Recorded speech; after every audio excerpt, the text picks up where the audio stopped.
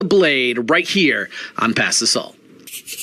As I mentioned at the beginning of the show, joined by two very special guests. If you've listened to the podcast at all, you guys know I'm a huge mark for wrestling. I love the business. They are coming to Rochester, they being All Elite Wrestling, and I'm talking to the Butcher and the Blade.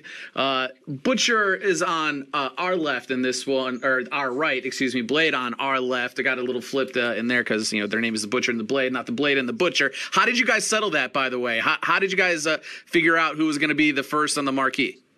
I don't know. It was Andy. I mean, Andy came up with the gimmick. I think it literally was just the fact that it rolls off the tongue better.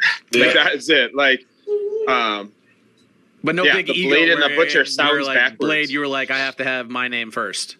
Yeah, I mean, yeah, like Andy's like Blade and Butcher just doesn't roll off the tongue as much as Butcher and Blade, right? Yeah, and the concept for the name was taken from White Man Can't Jump, which is they go against the Duck and the King or whatever. Yeah. At the end, whatever their name is, and that was literally how I came up with the was because like that whole movie culminates those two like going against these end bosses, and like the whole concept for the tag team is that we're just end bosses. That's it. Yeah, we always like end bosses, or like we always say like heavies from like 90s movies. Yeah.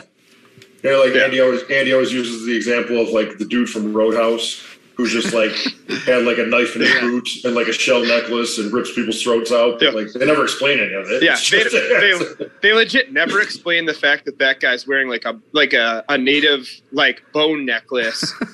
You know what I mean? Like they never are like, oh, we got this indigenous dude that's coming in, man. He's a badass. It's just like, here's this like slick-haired, pretty-looking dude that throws like a sick like wheelhouse kick or something that has a knife in it, and that's what we are. That's our gimmick. And usually in the 90s movies, they were always losing their hair, so that works out really well with me and Andy as well. Yeah. Two things I did not expect: a White Man Can't Jump and a Roadhouse reference. Right. Yeah. Also, in reality, like we did get a lot of the gimmick from the movie Mandy as well. Yeah. Okay. Yeah. All right. Yeah. Just add it on to the tab there. All right. So, guys, huge buzz around AEW these days, and rightfully so. You got a ton of big names coming into the company. Can I just let me just interject there? Yeah. Go ahead. Wrestling overall. Oh, true. Yeah. True story. It's not just AEW. Everything is exploding right now, and I think that we're the catalyst for this explosion because it's like it's the only major fed that's ever allowed people to go other places and like show what we do. And I think that's like the best part is like not dominating in a sense of like, here's a dictator that's taking over. Yeah. It's more or less like a person that's like, hey, come be with us. Come be with us. We want to be with you.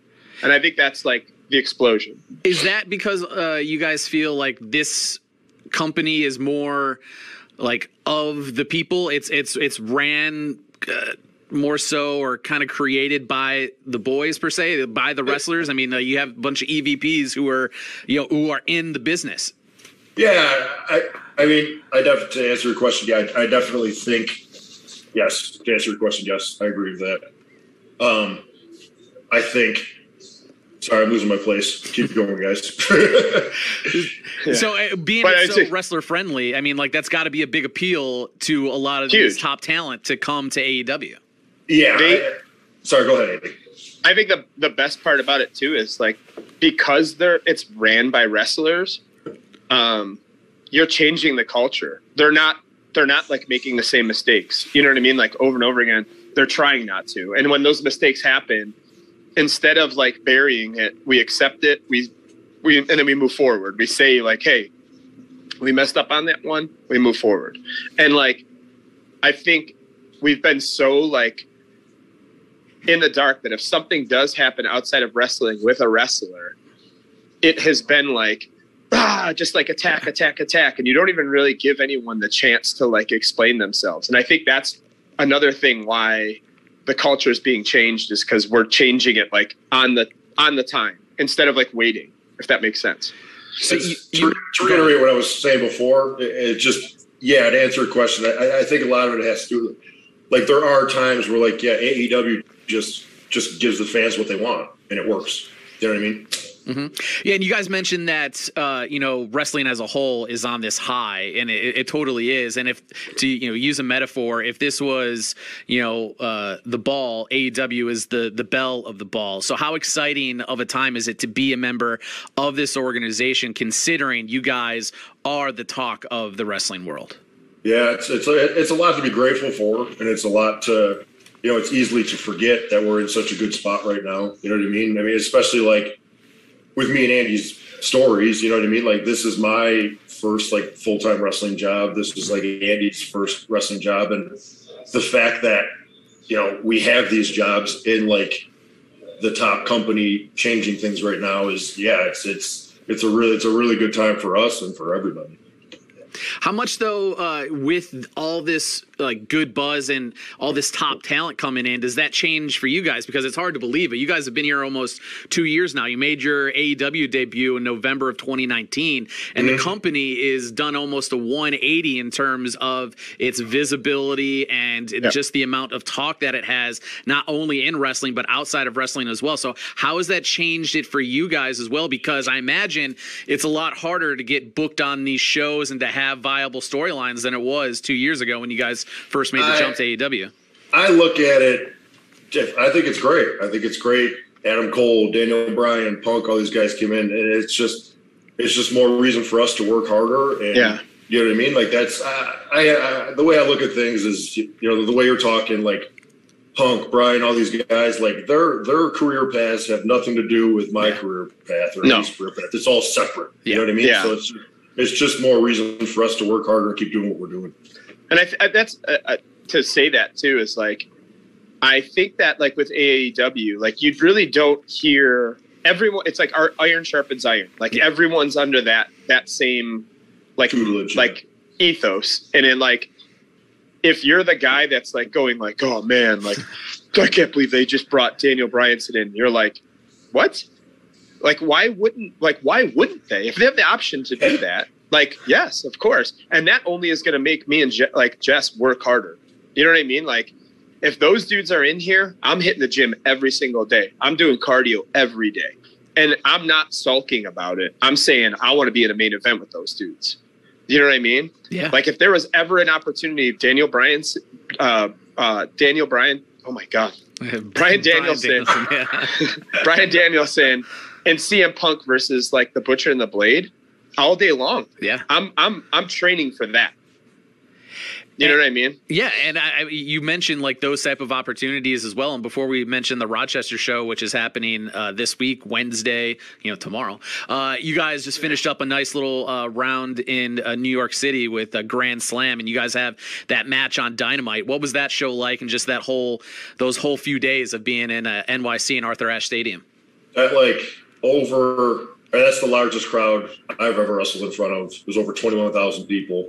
I think a lot of the roster. I think that was the most, and it was, I mean, to be out there, especially like we got real lucky with like Private Party and P&P being from New York City. Like, I mean, to hear the crowd for those guys, it's nuts. And just for what we were doing, like I honestly felt honored that we got to wrestle in front of that crowd. Yeah.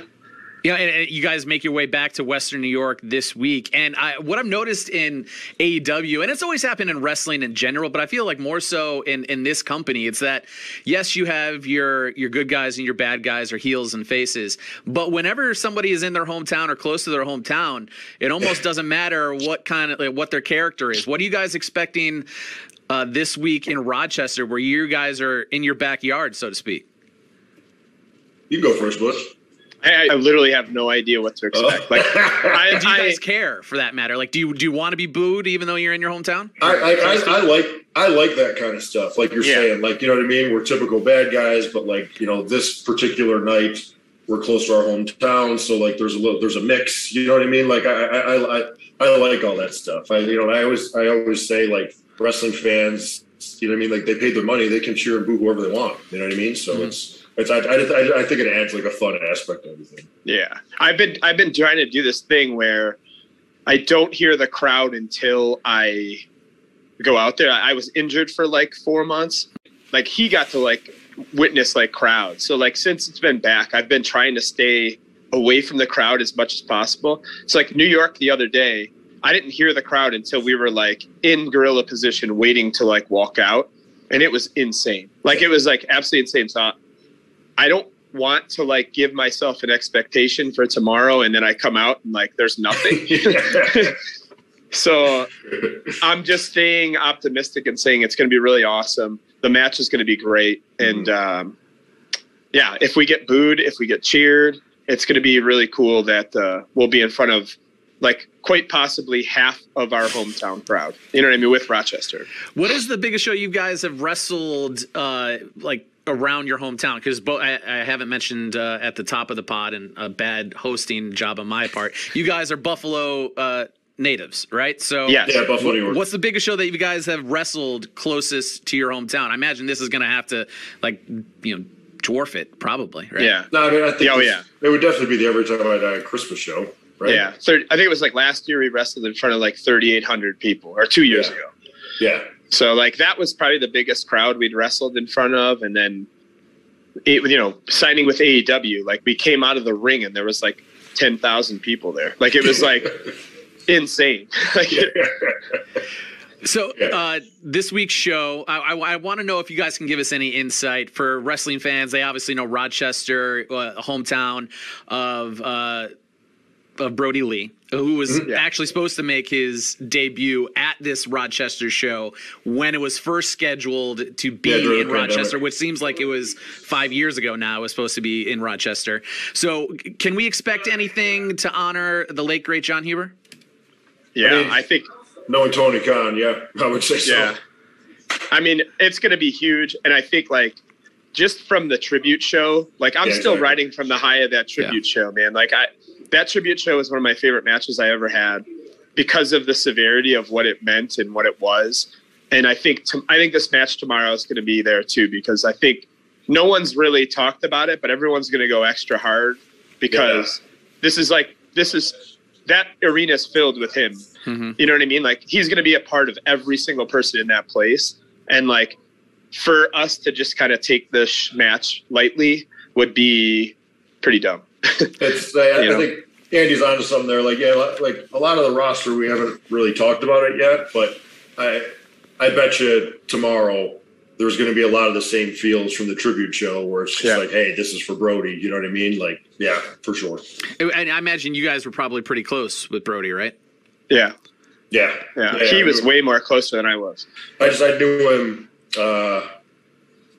We would, you know, him being Rochester, me in Buffalo, like, yeah, we traveled to like a lot of indie shows together for years. And then, you know, he ended up getting picked up and I just knew him for a long time. The wrestling business is always great, but just the way that the company and AEW has just helped that whole family out, and they still keep his memory alive, and his son is still coming out on shows all the time. It's just great, and it's something that you don't see, let alone not just wrestling, but you don't see that in companies in general. When you guys have that kind of backing from the Khan family and from everybody who's in charge at AEW, how much does that do for morale for all the wrestlers? It's unreal. I mean, I just saw the other day they just put Brody's son's like in the video game.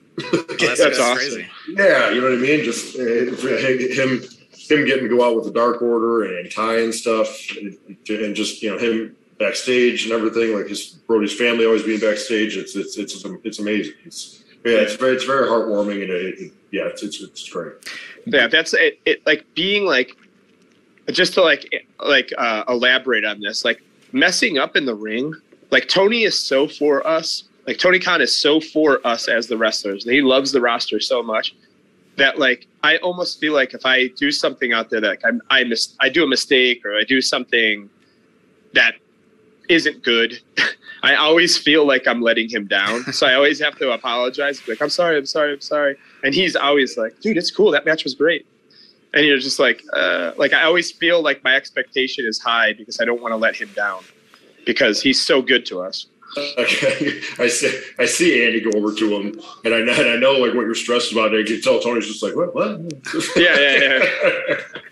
I'm like the weirdest. I stress about the smallest things in the world. So, yeah.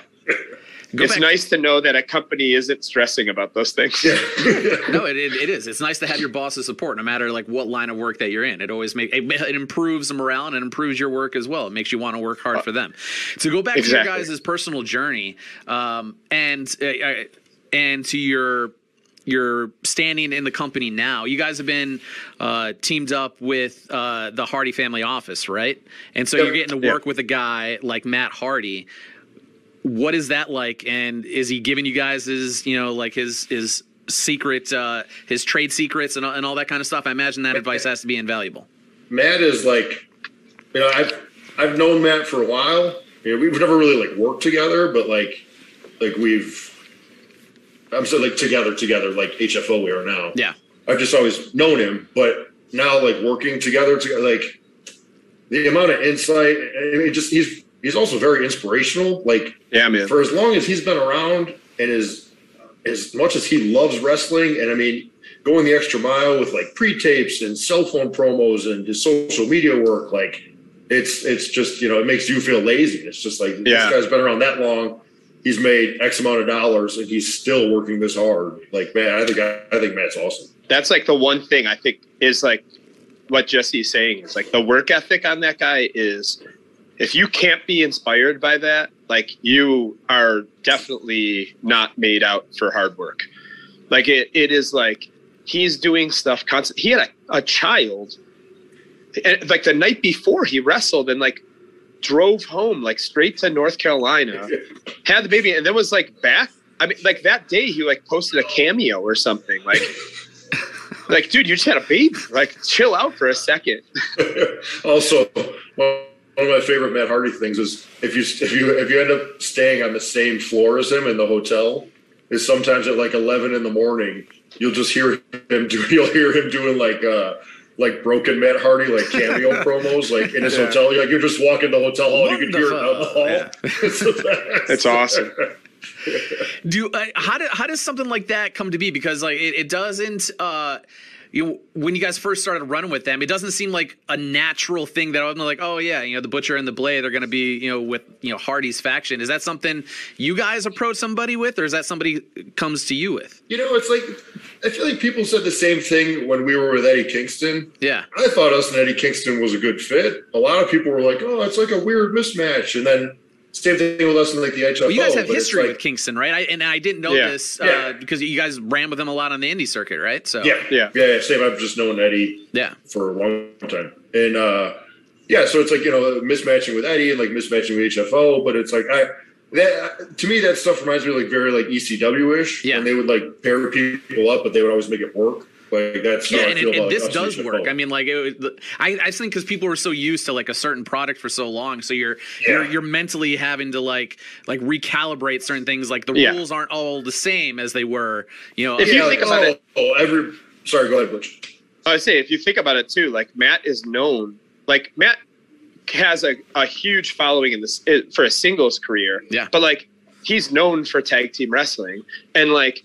There couldn't be 3 different tag teams. Unfortunately, everyone's pointing out the fact that we don't make sense, but like it does make sense if you like look at it. Like he runs a stable of tag teams. He has Road Warriors, he has Technicals, and then he has Private Party, who are just almost like the Hardy Boys. Exactly. Like he has a hybrid of himself. Then he has this technical like 2, and then just bruisers. And it like if you look at it that way, that's how a stable should be. Like Eric's like what you were saying. Like people think like, oh, everybody needs to be walking out and wearing the same colors and this and that. And it's like I like when we all come walking out on stage. There's all the different personalities, and like I think it's cool. So, you guys from Western New York, good old Western New York boys, I imagine sports fans, right? Yeah. I mean, I'm going to say this. You're probably talking to two of the very like lower tier. Yeah. So I can do a little Bills and Sabres talk. Okay. Well, I'm not going to ask you to break down the Bills' remaining schedule and give me wins and losses. But I was just curious because I don't know how many times you guys wrestled in Central New York, but we're going to put you guys through the ringer because the shot invented right here in the 315 in the Salt City. So what I'm going to do, all right, I'm going to put 24 seconds on the clock. I'm going to throw boy. some questions, and it doesn't have to be like one-word answers. You guys can give me like a sentence, but it has to be quick is what we're going to do. Okay. Real And quick, so did you you got- say the shot clock was invented in Syracuse? It was invented right here in Syracuse. We have I didn't know. we I have love it that. commemorating right here in Armory Square downtown. That's with cool. I like the that shot kind of stuff. clock. I didn't know that. Yeah, and it's always counting down 24 seconds to 0, like 1,000 times a day, or So however we're going to do many. a shot clock. What was it? And there's questions? Yeah, there's questions. I'm going to throw them at you, and then Is one of you the guys just give is- me answers. Is one of the questions who's the greatest Orangeman of all time? Yeah, but we're not allowed to say Orangeman anymore. It's just orange. Orange? Oh, Okay. Yeah, okay. yeah, So because that they is took orange? that Hey, they took hey. that away. It is. All right. Hey, Yeah. got it. All right, you guys ready to go through the shot clock? Because I'm Yep. sensing some like hesitation here. Yes, I'm getting answers. All right, 24 seconds on the clock right now. We mentioned a little bit of Bills fans here. So Bills facing the Jags. The Cons own the Jags. Who are you guys rooting for then? Oh boy. You trying to I'm get us- going to root for a great game. Political answer. Okay, I got it. I was saying, just trying to get us in trouble right off the bat. There you go. Yeah. All right, are boneless wings actually wings? Nope. No. Yeah, That's no, just a chunk of chicken. yeah. No, I agree. I'm putting it to the experts Okay, here. okay. So I'm just trying to get an official ruling. All right, Man, guys, go ahead. go ahead. I got it. No, go Go ahead. ahead. Yeah, because Uh, the gimmick is it's not really 24 seconds. I'm not timing anything. Yeah. So Oh, okay. Yes, I forgot about I that. said I see that shot clock. there you go. This one's more tailored towards the butcher. What is harder, a 30-minute match or a 30-minute set? Oh, 30-minute match. 30-minute set I could literally do with my eyes closed and sleep. Well, and I hear you've been doing that lately. For those who don't know, Yeah. guitarist and Every Time I Die, you're playing a bunch of shows right now. What is that like trying to juggle both of these? We just finished, so I'm good. I like that. We played like some festival in Louisville, and I had to drive home for this. But it was really strange. This week is really weird because like I've done the band for 25 years, and then like this week it was like, hey, be a band dude. Yeah. Coming right off that New York show. And then the So like, Which that was your first stretch of like really doing Yeah. both at the same time so far, right? absolutely, yeah. Where it was like shows in a row. Whoa. Yeah, no, that's great. And not to ask like the cheeky question and be all cheesy or whatever, but obviously Jericho, big time rock star. Who's the better musician than you or him? I'm going to say if it goes down to guitar, me. If it goes down to vocals, That's why I focus when are we going to get the, and excuse me if I'm just so naive, and this isn't already the case, when are we going to get Every Time I Die as the like official like theme maker for The Butcher and the Blade? there's something kind of in the works. Okay, Right you heard now. it here first. Stuff Yeah. like that, I always like to just say, stuff like that's all about timing. You Yeah. know what I mean? So Yeah. like, when the time is right. All right, Yeah, that sounds good. And one more question for you, Blade, because it kind of goes along my life as well. So your wife also with AEW, you guys work Yep. together. I work with my wife. She's the morning meteorologist at this station. So how do you guys juggle that as well as trying to be husband and wife professionally and then just personally like away from the ring? Is that hard for you guys? No, I think that actually works out better. Like I don't know if I would be able to handle all this like without her. Like she does a lot for us. Like it's like there's always old stories about like Hawk and Animal. Yeah. I hope I'm saying when Paul Ellering was their manager, like he handled, like they said, like could you imagine Hawk and Animal trying to get a rental car? You know what I mean? If they're in a Yeah. bad mood. Like it's like Allie handles a lot of like the travel and she takes care of a lot of that stuff for us big meatheads who just kind of like walk around.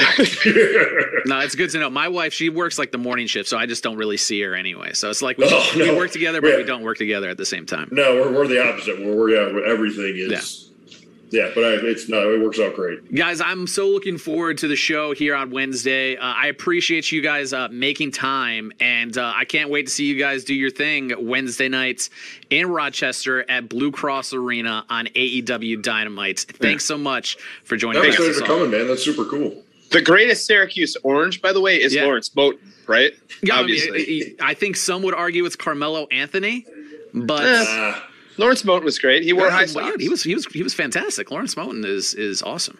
But yeah, They were high it's either gonna be Carmelo Anthony in these parts or Jerry McNamara, who seemingly played there for like 17 years. It felt like he never left Syracuse. So. Never graduated. Yeah. And now he's an assistant coach too, so he's still here and still does his thing. I love that. Guys, I appreciate it. Thanks so much. Beautiful. Thank you very much. Awesome. Thank you very much. Those guys are awesome. I wasn't the biggest Butcher and Blade fan coming into this interview, but they have won me over. Their work is great. I mean, don't get me wrong. When their matches are on, I watch, and they have very innovative offense. These guys look like wrestlers. They're the real deal, and I will be rooting for them this week as I head to Rochester as well for AEW Dynamite. I'll be rooting for them now also as well. Right now, they find themselves outside of the tag team rankings in the top 5, so hopefully these guys can get a few wins and challenge for those tag team titles coming up soon in All Elite Wrestling. That's going to do it for this edition of Pass the Salt. I'm Eric Columbia. I'll see you next week.